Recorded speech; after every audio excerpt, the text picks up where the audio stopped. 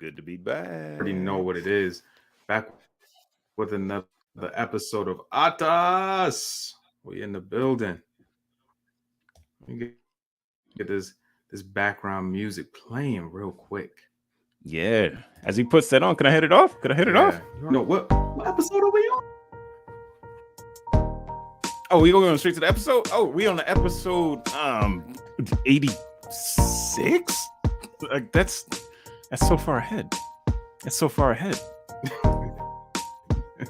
Yeah, that's like you guys. Is that you guys? Wait, 86. Are we there yet? You guys. Yeah, those like second half of the 80s babies. The second half of the 80s babies. The first half of the 80s babies is over here on TPC Japan, as well as other outlets around the world. When I say Tipsy Japan, you know it's your boy Tipsy Japan. We back with another episode over here on Cross Culture. Episode of ATAS. Suited up. How you doing over there?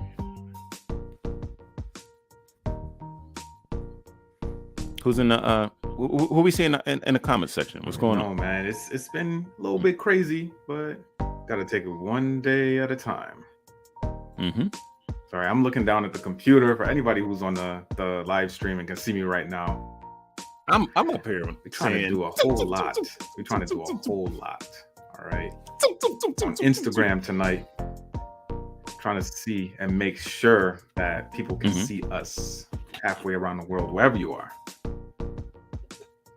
Now, you know, the YouTube audience is in the building. I can't see the IG audience, but I see the YouTube audience. The early bird special, right? I don't know, go ahead and put that up on screen. Yeah, we ain't that old yet. The late and great 1980s babies are in the building as well. Yeah, man, it feels to be good to be back over here, man. I appreciate that. I appreciate everybody born in the 80s, the 90s, the 2000s. What do you call it? Like Generation Zs? Generation Zs? I can't even say both. Yeah. Generation. Oh my goodness. We're millennials. Yeah, we are. Man. You say Generation Z, that's like straight up millennials. That's those folks born after after 2000? Are Generation Z? I don't even know. Don't ask me. Do not ask me. I will not be able to tell you anything. No, the next generation doesn't even exist yet. Whatever they are. They don't count. That's messed up, man. Who are they? Some of our listeners are them too. They might be driving, cross country. Right? Born 2000, November. Yeah. Big ups to the Godson. Big ups to the Godson. We respect your generation as well, Godson, though. Yeah, man. What's going on, man? Is it getting live on IG too? Do I need to get a seat over there as well? Oh, pull up a chair. Is getting live on IG right now. I just checked there, checked back. I feel like like I need to have like 3 screens out here so I can actually see everything going on at the same time. But trying something new, trying to get it out there to everybody. If I can get my face lit a little bit more. Man, yes, y'all. Gotta hit these lights, man. Gotta hit these lights. Oh, I guess I could get a little brighter. I could get brighter. So. Yeah, there we go. Hey. Yeah. So the setup is new. So not new, but it's different. So. So you're trying to get a little action on your little twist. Trying to get a little twist action. So you're leaning down. Yeah, man. Twist action. You see? Have you ever seen one of these? This is new. This wasn't. I haven't seen that these is a tennis racket attachment for the Wii remote. It was about this size. It really was about this size. So I will forgive you for that. But what you do is you put it in your patty fro and just if your hair is a certain texture, then magically these will appear. These little twisties all over your head. Yeah, it's something else, man. It's an interesting product. But yeah, my hair is getting longer, so we're doing new things. Like I said. Okay. I feel like Sinbad. All right, I see you. Sinbad. Oh, you throwing it way back. Mm-hmm. My guy said Sinbad.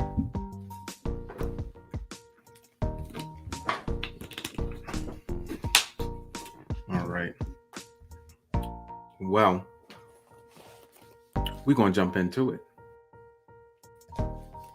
See if we can get these banners popping. I got my parachutes going. So there you go. Let's jump and jive. The last book we are reading was Disrupting the Game, From the Bronx to Manhattan. Or sorry, From the Bronx to the Top of Nintendo by Reggie Fils-Aimé. Mm-hmm. For right now. But we were talking about the next book coming up. We're not going to reveal that just yet, but we do already have another book picked out. But if you are listening and you have a book that you want us to read, or you think that's that comes highly recommended from you, by all means, drop it in the comment section below the video. We are deaf in a chamber, but if you know of a book that you kind of want us to read, or you want us to digest, or by all means recommend it. You have to take a look at the synopsis at the very least, and then maybe we can move forward with some of your favorite books, maybe books that you didn't like, or that you didn't understand, that you want to read again, or that were so good that you feel like you need to read again. By all means, we just need to get those recommendations, run it through to make sure that it's in Everand, because I'm cheap and I'm not about to go out and buy another audio book. So I mean, you just if give it it's to on them there, straight. then Give it to them straight, yeah. Major plus. But beyond that, these are something, you know, you can share with us. Absolutely. I mean, I get a lot of book recommendations in person. You know, like the person says, "Hey, have you read such and such?" Or I know you're reading da da da da. Like for example, just yesterday we were talking about American Gods, and the guy said the author's name, Neil such and such. I was like, Neil? Oh, you've read? Blah, blah, blah. Yeah, I recognized the name, and then he said American Gods. I was like, oh, that guy. Yeah. I know what you're talking about. So sometimes it comes to the title. Sometimes it's the person's name or something. But just a quick recommendation, folks. Honestly, I go through books. I'm going through books. If you are using Everand, though, one thing to look out for is if you open a book and then save it. Books. If you open the book and save it, then it goes kind of into your count of books that you're starting to read. So you only get just so many that you can open and start reading a month.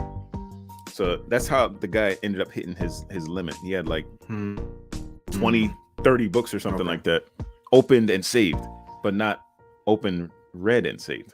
And the app counted them as the same thing. So there's something to look out for. Okay. Yeah, we like books. Right. We like books. Well, we did just finish this book, and we see a lot of defining moments in Reggie's life.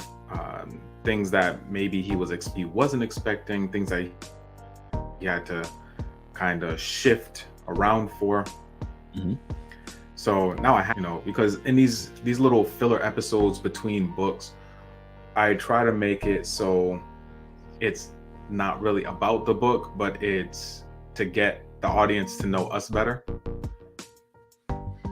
Almost like a meet and greet for your favorite idol band. Like sometimes they have little breakdowns like, oh yeah, and this is what I like to do in my spare time. This is what I like to do here, and this is how I like to eat, and all that good stuff.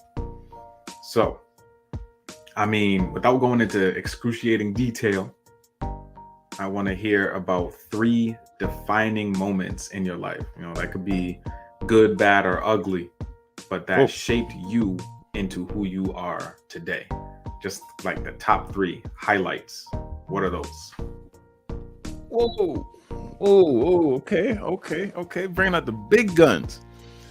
Said 3 defining moments. Ooh, moments. Mm-hmm.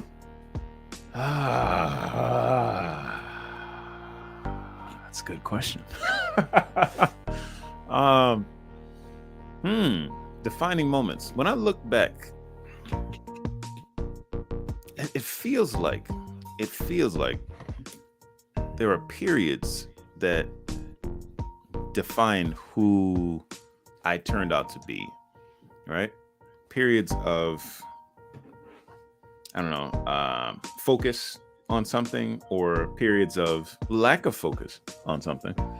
And I wonder if at the beginning of those periods there was something that happened, a turning point, a moment of inflection that put me on the course to continue doing things a certain way, and that pattern. Because when you look back at when you look at destiny is defined by the habitual things that you do, and those habits are a series of actions that you do, and those actions are the result of a series of thoughts that you had. So when I think about certain thoughts that became steady in my memory, and then the actions that followed those and were reinforced by people around, a few important ones come to mind, but all of them are quite heavy, man. These are like it's not usually like a positive thing that happens that turns things around, unless maybe one could be graduation. Say graduation from high school. Yeah. Graduation from high school. Okay. Graduation from high school was not so different from any other graduation I've had, but it's the only one that I remember having done something that led to the graduation happening. All right? Like, if I had not studied my butt off at the end of the road, even, then that graduation wouldn't happen. Like, I was so happy, and this is kind of crazy, looking back. Like, I wish I was more studious than I am now, or at least as studious as I am now. Don't we all? Yeah. Well, I don't know. I mean, you have folks that learn early on to be that life is about efforts, sustained efforts, consistency, grit, all of those things. If I had learned that a lot earlier, then I would have turned out quite different. But I was pampered. I was lifted up. I think my perception of myself as a young person, like, oh, you're the first grandson, and everyone's looking into you as an example. But that's not something that I did on my own. That wasn't the result of any actions that I took. So it was never clear, right? It was never clear that my actions led to respect from others. And as a result, I always kind of had this feeling of fraudulence, somewhere deep down inside. Like, it's not that I did anything to get this praise. It's just dumb luck, or you've been blessed with that position, so you have to do. It's not that you did anything for it. So I didn't learn to study when I should have learned to study. I didn't learn that I was smart as a result of having studied.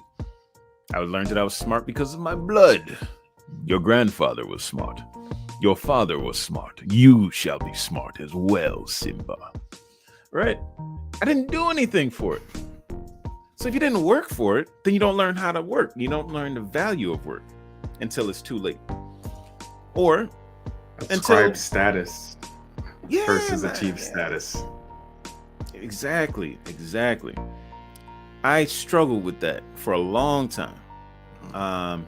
And there's like life lessons that you learn along the way. But had you learned that one earlier, I think that life would have turned out a lot different. For example, like we used to play video games all times of night, Yeah.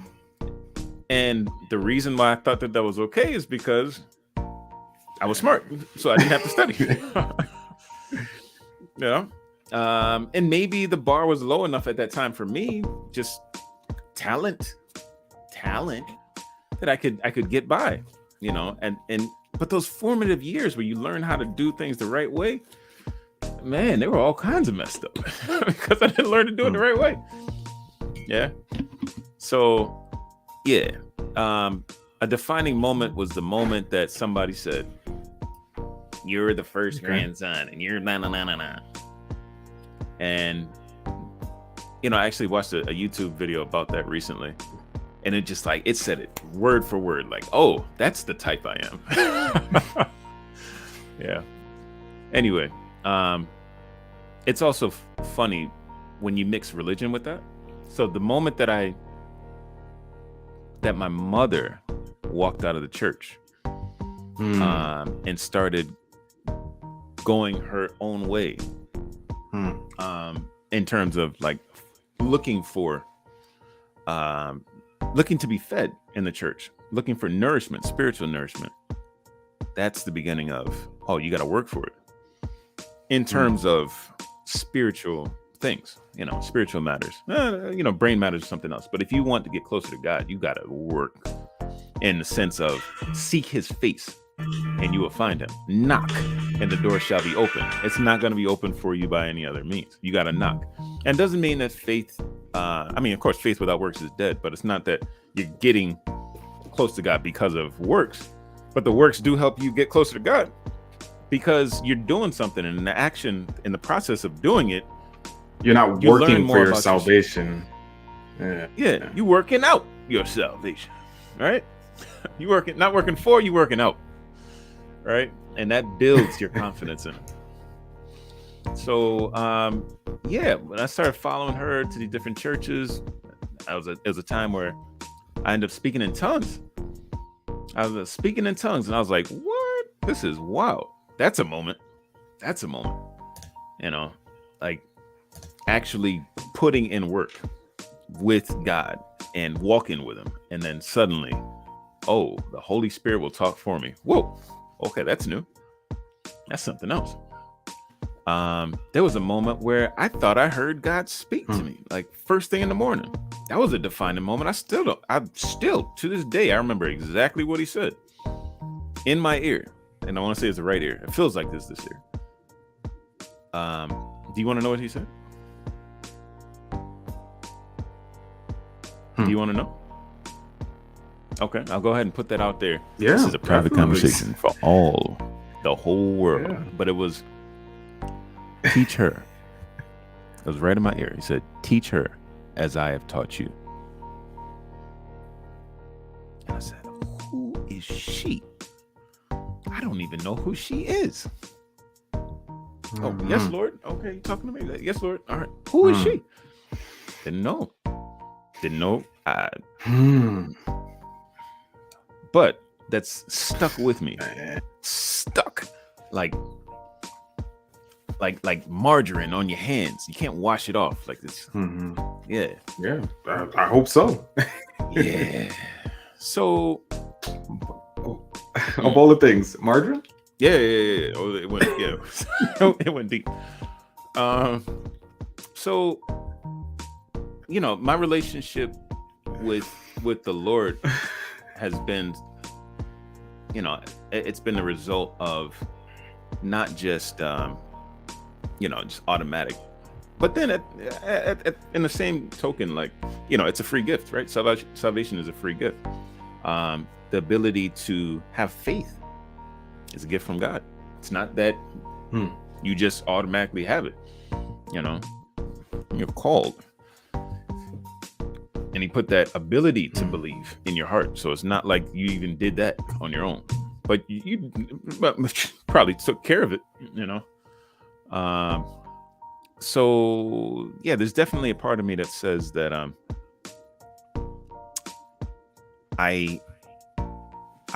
my life has changed because of that. That's a defining moment. Also, the graduation, at the point of graduation, this is after having built up a lot of faith, and there was a whole lot of prayers that went down for me to graduate. And when I got that paper and it actually said my name on it, I was surprised. So I did work hard at the end, but I still felt like it was God's grace that got me across that stage. And it felt like God's grace that got me across the stage of graduation at Lincoln as well. And it felt like God's grace again when I was able to get this house, because look, it wasn't even like that. Yeah, like, oh, everything's working out just fine and dandy. No. He put it in front of me and said, that's the house. And all I did was just say yes. And I never said no again. So yeah, there are definitely a whole lot of free gifts from God. I learned to work hard, but then I learned that God's got plans. So yeah, I don't know if that's 3 defining events, but it's 3 things that give me a whole lot of confidence that, yeah, I'm here on grace, bro. Yeah, that's my answer. Don't mean to be long-winded, but yeah, it's a testimony. Okay. Yeah, I mean, that's what life should be. It should be, the life of a Christian should be a testimony. Before you encounter God, you might not know who he is or know that his hand is over your life. But when you come to the realization, if you ever come to the realization, it should be so much so that you are now in tune with all of the foolishness that you were doing, and the fact that God had his hand over you, that it could have been so much worse, no matter how far down you thought rock bottom was, that it could have been so much worse without somebody looking out for you. Mercy. Mercy. That's just how I see it. Yo, yeah, I hear you. I saw some things this morning. Like 2 peas in a pod. You had somebody else that came out. I was in the same quadrant as me, same workplace, even down to the same right there. We all was born at the same time. But I seen some things. I was like, wow, that could have been me. And you tell me, God, that you didn't let me end up like that, man. This morning, today. Whew. And then I went to church, and then they were like, they were talking about that topic. That's kind of it kind of segues into one of my defining moments, because I don't think we have time. Ooh, maybe we have time to share my 3. What you got? But one of my big ones is becoming a father. Started to see the fact of me doing so much for my daughter and not getting anything back. When I fed her, it was just like, okay, she ate. That was it. When I interacted with her, sometimes it was just like she looked blankly at me. But I started to think now, like, wow, if I'm getting this upset at a child, who doesn't have the ability to, it's not that they're not wanting to, they do not have the ability to comprehend the things that I'm saying and doing. how much Mhm. more so God My Father in heaven. in my life looking at me, and he's trying to steer me the right way, and I'm just like, no, this looks pretty over here, or oh no, I just want to go this way. The fact of the matter is that deepened my spiritual connection so much, for the simple reason that I needed to show my gratitude to God. When things are going well, it's so easy to forget about God. So easy to just be like, oh, well, things are going good. So I guess, I'm in good graces, I'll be all right. But that's when Satan can attack the hardest because of pride. We think that we're You acting like I'm you don't good. need God. I You did my acting- little 5-minute devotion, and then you just like, ooh, okay, all right, Lord, where you at? Where you at? Something goes wrong. What did they say? There's no such thing as a foxhole atheist. Talking about World War II. How when you're close to death, that's it. You're gonna say, "Oh my God!" You're gonna cry out. You're gonna say something to the Creator. Yeah. And that's just what it is. When people are in a crazy situation, it's really easy to call on God. But when people are in the height of their foolishness, they don't want nothing to do with God. And You got that's nothing not to say. that I'm perfect and it's never happened to me. Like, trust me, it happened to me. But we do have to humble ourselves, or we will be humbled. That's just how it goes. Yeah, buddy. Keep them eyes open. Don't forget. Don't forget. Yeah. Because he'll remind you. You'll get a reminder. You need to go back to Egypt. You need a snapshot of Egypt. Mercy. Don't take them back to Egypt. Let's give them a shot. Give them a shot so they can see. Oh yes. It was like that. We was making straw bricks with no straw. I remember. Ooh. Oh, straw bricks with no straw. You remember that? Mercy. Yeah, boy. Yeah. Said, y'all not getting no more straw. Y'all gonna have to make these bricks. Yep. You're gonna make it hard. Make them yourself. What? Wait. Made no sense. Sense. I remember. What? I mean, that's just one of the things. I mean,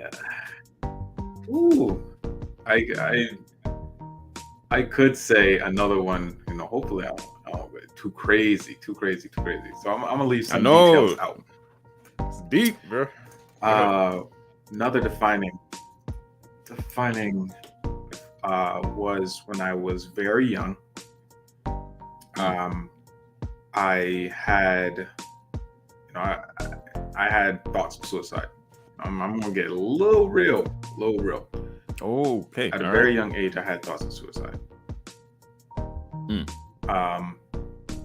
And I happened to be at TPC's house.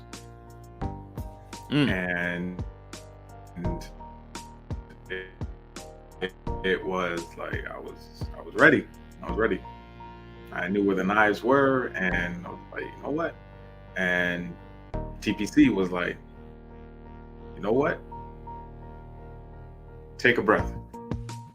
Hold your breath for as long as you can. And if you still, I was like, what? Man, I'm ready for this. And just something about that right there was just like, oh man. I've been into what's called, I think it's called assist training to where you Mm. are trained to deal with somebody who is experiencing thoughts of suicide. And Mhm. I was taught and taught and taught, and it's like that just every time it sticks out in my head. And if you are out there and you have those thoughts and those, you have a plan of how you would do it, Mm. then by all means, go and seek help. There's nothing wrong with talking it out with somebody and saying, hey, I'm having these thoughts. If they laugh you off, go get other help. Like, That ain't the help you need. there's Yeah. somebody out there that can help you. I don't want anybody to feel like, oh, I went to this person and they didn't help, and then keep knocking. Just as CPC was saying earlier, keep knocking, because if you don't, somebody will miss you. I promise you that. Somebody's gonna miss you. Mm. And we don't want that for anybody here. Somebody's gonna miss you when you're gone. And we don't want that hole to be in. Mm. Yeah. I'm sorry. That's my public service announcement, my after school special, all of that. Yeah. It's serious. Nobody does it by themselves. And Mm. for us to believe and think that we have to go through it by ourselves, like nobody else is experiencing what I'm experiencing, nobody else feels the way I do, it's not true. Mm. It's not. It's a lie by the enemy. I'm going to say it straight up. Somebody's definitely be going through what you're going through, and the moment that you overcome it, you are paving the way for those coming after you, to where if they ask you, hey, have you ever experienced, oh, you know what, definitely 30 years ago, 5 years ago, 10 years Been ago, there. 20 years ago, yeah, I experienced that, and this is how I got over it. It might not be the same exact recipe for success, but you listening to those that came before you and then being able to give the story to those coming after you is definitely going to help. Period. That's just what it is. That's what it is. That's what it is, folks. Every one of those tests can become a testimony. But yeah, without faith, no. No. I mean, there's some other folks who figure out how to do things some other kind of way. I don't see it. To be honest. I mean, I've seen dark places, and sometimes it feels like the whole universe itself is it's mostly darkness, and the lights are far apart and they're moving further apart from each other. But that's not quite the case. All right, we've got this little pocket of life here on this little rock that we've been blessed with, and every single one of us is not only different, but then also the same and made of the same stuff everybody else is. And we go through difficult things, and it all feels like it's our own experience, but it's all to build us up. All of it. As long as you hang in there. All right, you can't see the end of the picture till you live it out. So don't just call it early. Play out your hand. Play out the whole hand, right? And understand that there's for example, there's positive feedback and there's negative feedback, right? You get the positive feedback, you know that you should continue doing that thing. You get the negative feedback, and you probably should make some adjustments. But all of it's good, all right? That's all to build you up and to learn so that you can teach somebody else what to do next. All right? We need each other. Absolutely, 100%. So hang in there. You feel yourself going through the struggle, yourself a pen, a pad, write it down,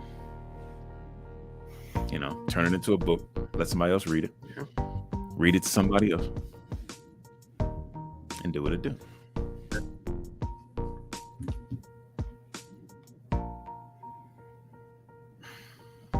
Well, until next time, you know what I always say, and I mean it every single time I say it. Until next time, stay prayed up, be blessed, talk to somebody, tell them you love them, because that's how we're all going to make it. All right? So, sorry it got so deep, but it's real over here. It's real.